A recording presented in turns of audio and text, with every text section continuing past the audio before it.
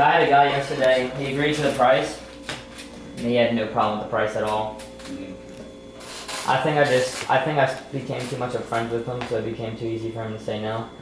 Because I tied him down, and everything was good, but then I started being too friendly, and then What did he say? gave him the power back.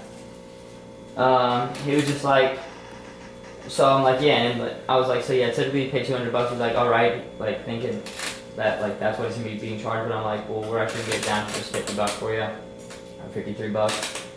And he was like, oh wow. I'm like, yeah. And then like I said, we're gonna be installing all the equipment. And he had like a little boat, so I was talking to him about, and I was like, so back to the boat. Well, I started talking to him about his boat just to get off the price.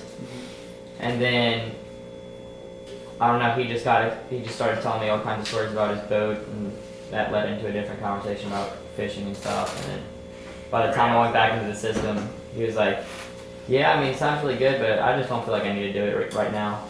I'm like, well, I don't have any more power because we just became friends, and I can't do it now.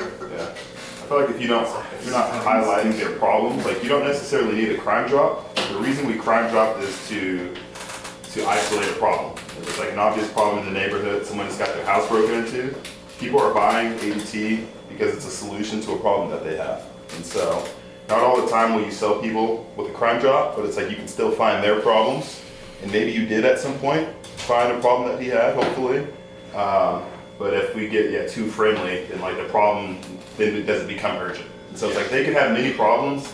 Our job is to bring that problem to the surface by asking questions so they can feel that problem.